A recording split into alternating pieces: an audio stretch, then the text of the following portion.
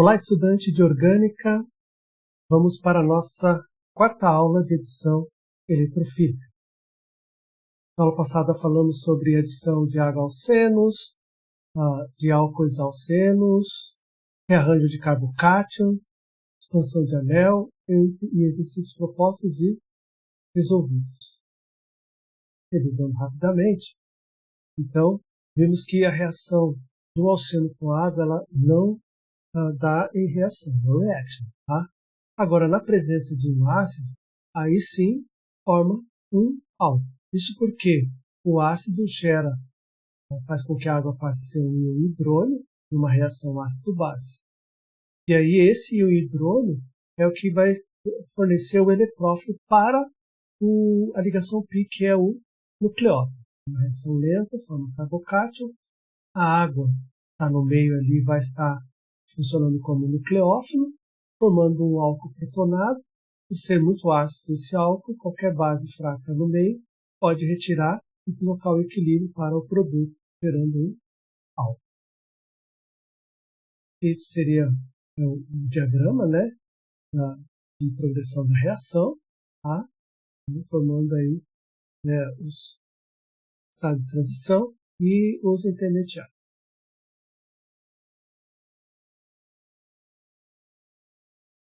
Essa reação também pode ocorrer com álcool, mas em meio ácido. Também o álcool sozinho não reage, mas em meio ácido pode formar um éter. É a mesma coisa, o álcool precisa ser protonado primeiro. Aí sim, o álcool protonado vai fornecer o eletrófilo. O nucleófilo vai capturar o eletrófilo, vai gerar o carbocátion, o álcool vai ser o nucleófilo na segunda etapa, formando um éter protonado, que também é um ácido forte, captura, né, o álcool no meio, ou qualquer base no meio captura esse próprio e gera o éter finalmente. Tá? Exercícios propostos, outros exercícios aí para vocês, tá? E aí nós vimos também algo bem interessante, que é a ideia do chamado produto inesperado, que se esperava que formasse esse produto aqui, tá?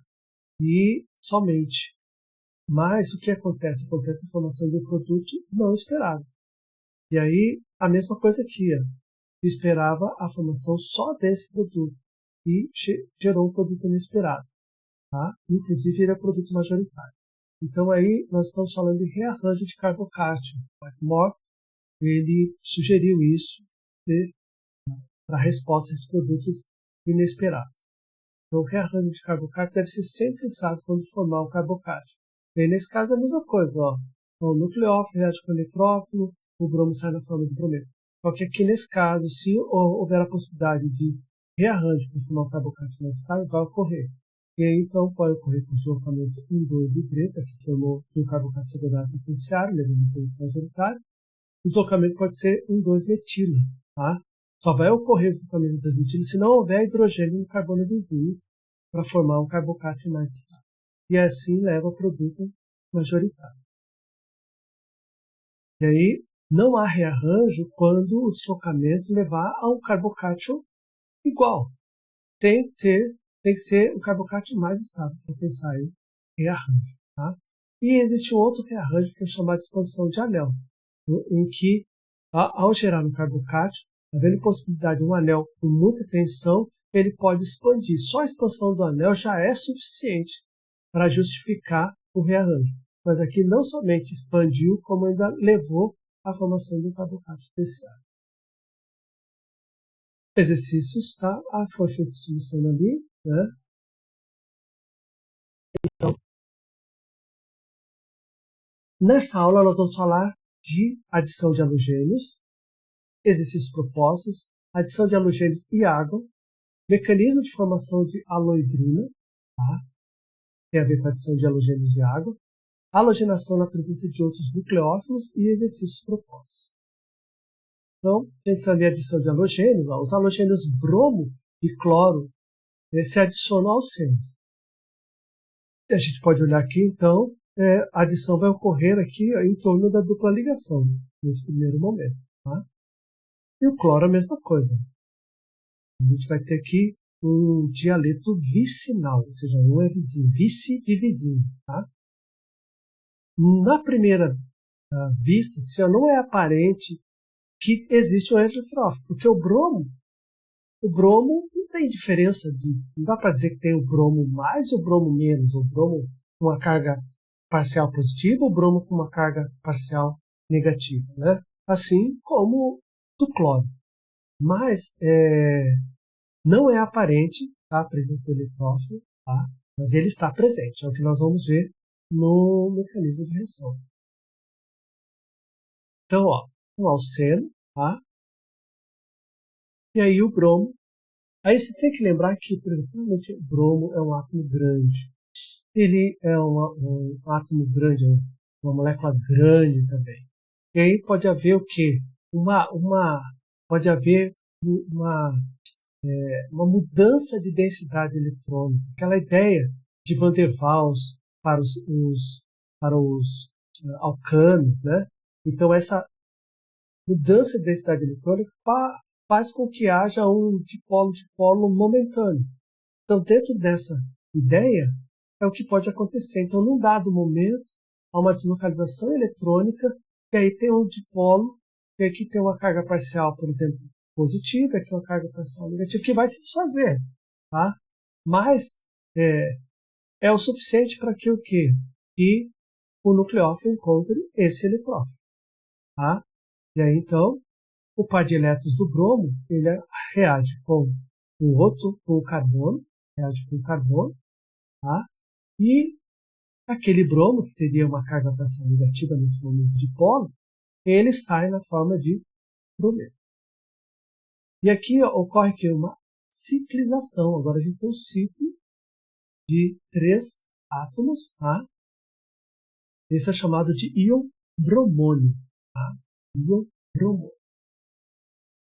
E o bromo na forma de brometo, saiu com par de elétrons.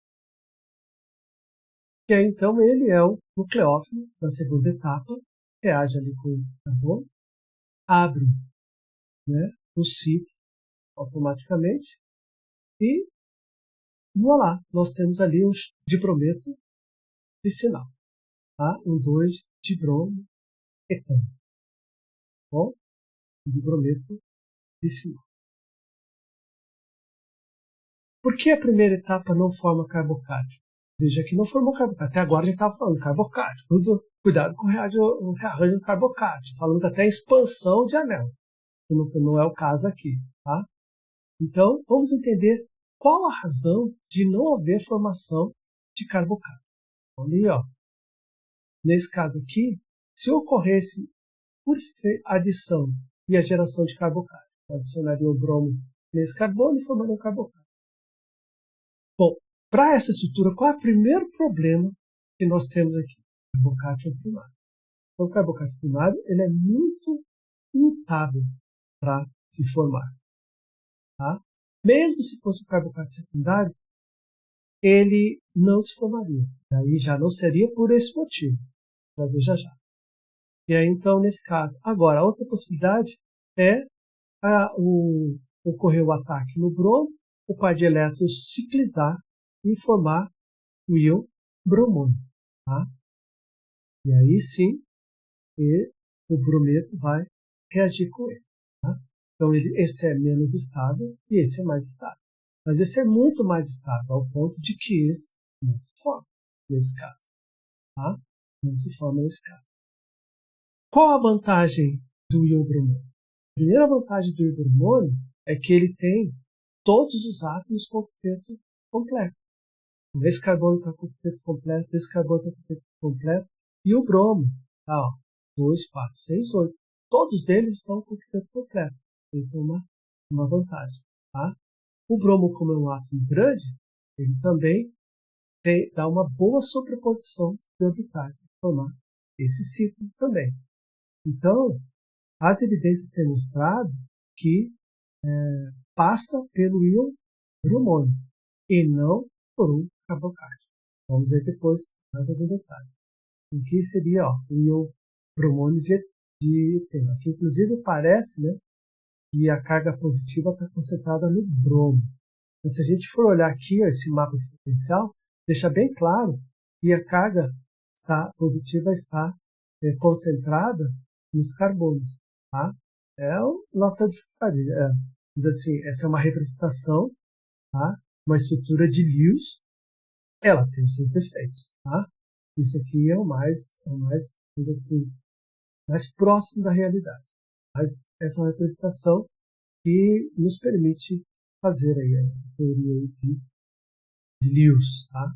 Aqui, então, inclusive, ó, se ele for o íon bromônio do cis-2-buteno, então ele tem duas metilas ligadas aqui. Então, em vez de ter uma carga positiva aqui, porém, está muito melhor distribuído a carga como um todo. Bom, então, 2-metilpropeno com o cloro, tá? Reagindo com o diclorometano. Tá? Então, a gente vai ter aqui um dialeto vicinal, que é 2-dicloro, 2-metilpropano. Dicloro vicinal. Então, com o cloro acontece a mesma coisa. Então, devido o bromo e o cloro, tá? Daí quando eu falo bromo-cloro, eu estou falando em bromo e cloro molecular. Tá? Não formam um carbocátio quando adicionado ao seno, não há rearranjo de carbocátio. Então, isso já é mais uma prova que não ocorre a formação de carbocátio. Então, aqui, por exemplo, ó, se a gente for considerar a formação de carbocátio, então o eletrófilo entraria aqui, que no caso é o bromo, tá? Geraria um carbocátio aqui, ó, secundário. Então, o deslocamento do hidreto levaria ao carbocátio terciário. Então, nós não teríamos um dibrometo vicinal, mas sim ó, um dibrometo, ó, um bromo no carbono, nesse carbono aqui, e outro bromo nesse carbono aqui. Tá? Então, isso não acontece. A gente vai ter um dibrometo vicinal. Por quê? Porque forma o íon bromônio. Tá? 2 de bromo, 3-metil-butano. Então, não há formação de carbocátio. Tá? Brometo vicinal. Então, isso é mais uma confirmação. Qual seria o produto da reação do slide anterior, 3-metil-buteno, se o ácido bromídico, HBr, fosse usado no lugar do bromo? Tá? Então, nesse caso, então, faça essa avaliação. Então, se usasse o HBr, é só revisar o conteúdo que você vai ver, que a gente viu a adição de ácido halogenídrico em alceno. Tá? O que difere a primeira etapa da reação do eteno com o bromo em relação à primeira etapa do eteno com o HBr? Faça essa análise também. Pense em termos de mecanismo. Sempre pense em termos de mecanismo. Não decore. Para entender por que o brometo ataca um átomo de carbono no íon bromônio, ao invés do átomo de bromo, que é carregado positivamente, tá? Escreva o produto que poderia ser obtido se o brometo atacasse o bromo. Vai lá, faça o mecanismo e verifique aí que a viabilidade da reacional é o ataque no carbono, não no bromo. Bromo positivo. Então, na reação, ó, bromo e cloro com alcenos, os reagentes são dissolvidos em solventes inertes. Isso é importantíssimo. Lembra? O solvente inerte, ele dissolve o reagente, mas não reage com ele. Eles não participam da reação, só dissolve os reagentes. Tá? Então, aqui, por exemplo, para que eles se encontrem, eu preciso dissolvê-los. Simplesmente misturar os dois, talvez não funcione. Tá? Talvez não funcione. A menos que eles sejam dois líquidos, mas vai ficar tão concentrado, então, às vezes, para controlar a reação, é interessante também ter um solvente. E aí, nesse caso, tem que ser um solvente inerte. Então, por exemplo, o diclorometano. Tá? Ele não participa da reação e o cloro aqui é um reagente, assim como o alceno. Flúor e iodo não são usados como reagente. Por quê? O flúor, ele reage explosivamente, explode. Então vale a pena. A reação que explode não é segura, né? A menos que você esteja fazendo explosivo, que é a raríssima exceção. Tá? E tem explosivos mais seguros que explodem na hora certa, tá? No laboratório. A reação, e ela então ela não é sinteticamente favorável, tá? Não é interessante. E o iodo, ele é termodinamicamente desfavorável, ou seja, quando chega no equilíbrio, vai ter mais reagente do que produto. Por quê? Porque os iodetos vicinais, ó, eles são instáveis à temperatura ambiente. Então, eles se decompõem e voltam ao seno, tá? E ao iodo molecular. Então, não é interessante. Né? Ele é desfavorável. Vai formar um explode e o outro praticamente não dá produto. Tá? Adição de halogênios de água. Agora, nós estamos falando o quê? Agora eu quero adicionar halogênio, só que ó, a água vai ser o quê? Solvente. Vai ser o solvente. Então, ao invés de usar um solvente inerte, se utiliza um solvente ativo, um solvente que reage. Tá? Aí, o produto majoritário não vai ser mais um dialeto vicinal, vai ser uma aloidrina vicinal. E, por exemplo, ó, se eu agir com o bromo na presença de água, tá? eu vou ter um dialeto vicinal, mas eu vou ter em grande quantidade. Tá? Grande quantidade mesmo. Pensa assim, ó, 98% desse, 2% desse.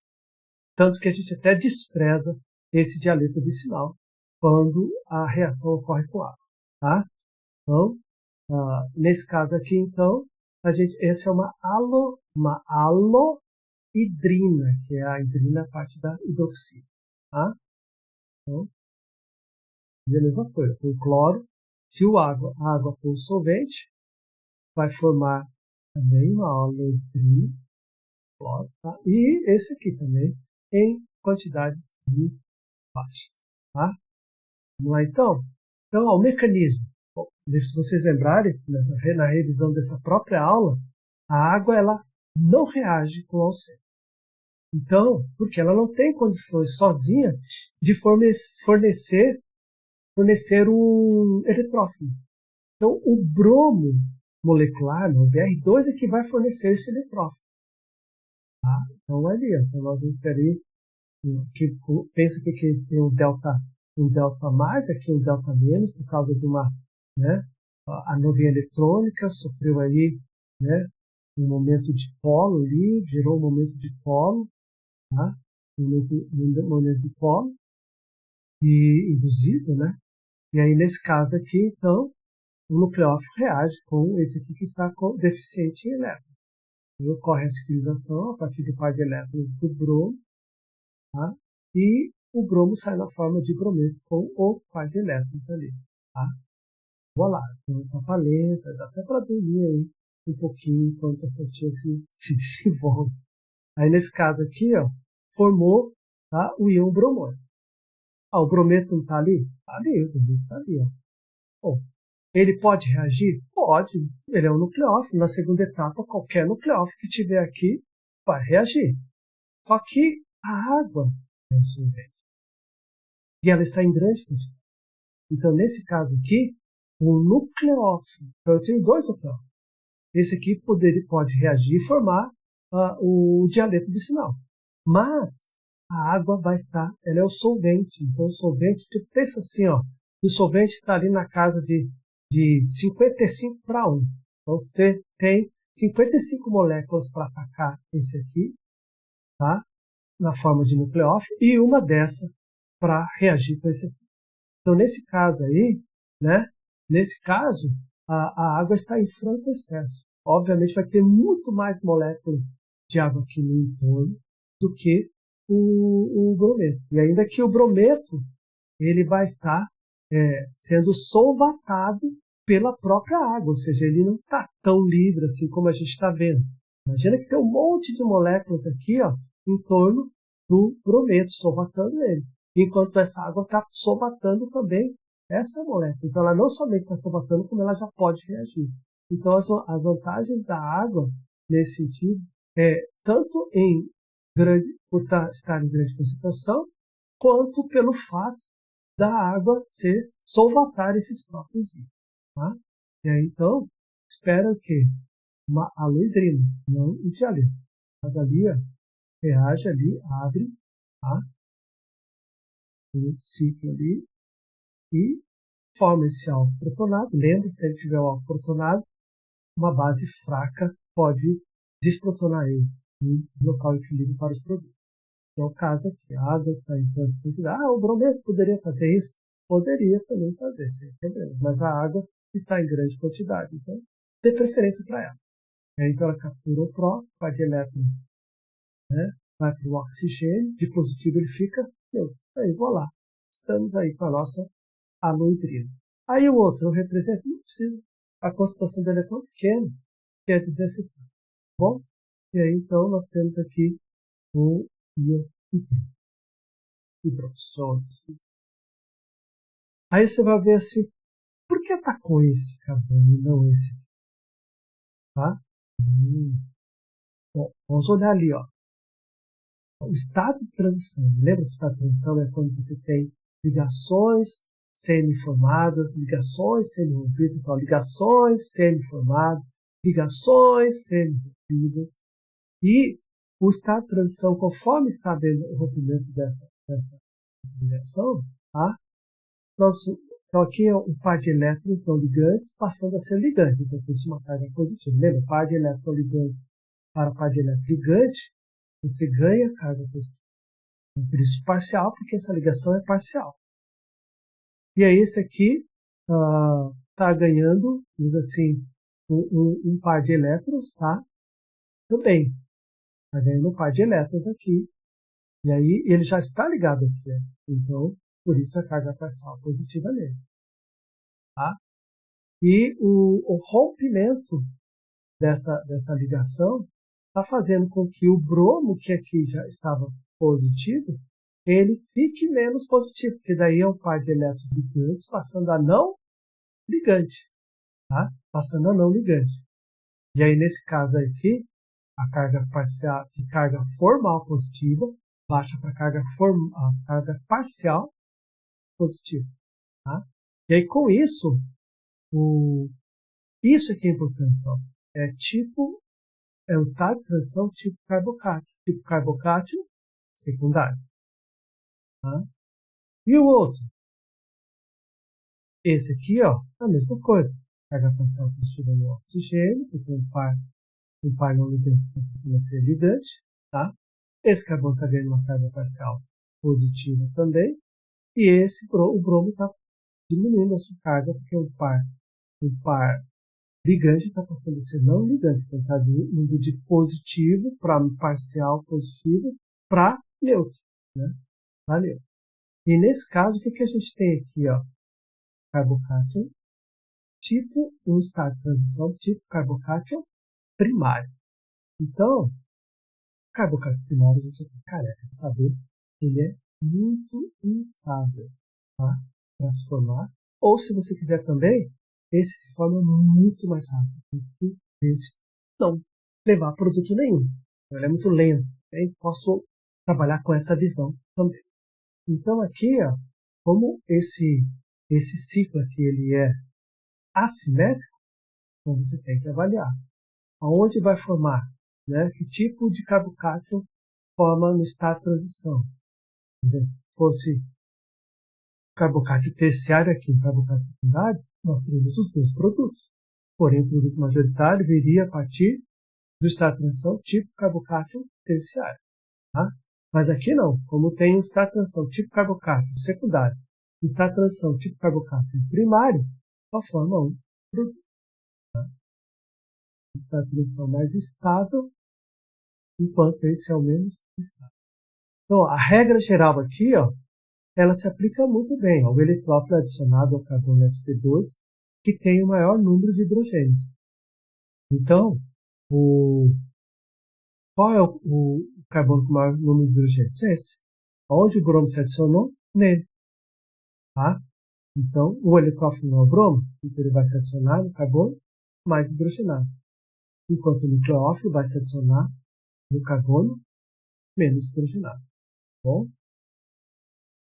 Halogenação na presença de outros nucleófilos, então eu posso, por exemplo, reagir o cloro com o álcool.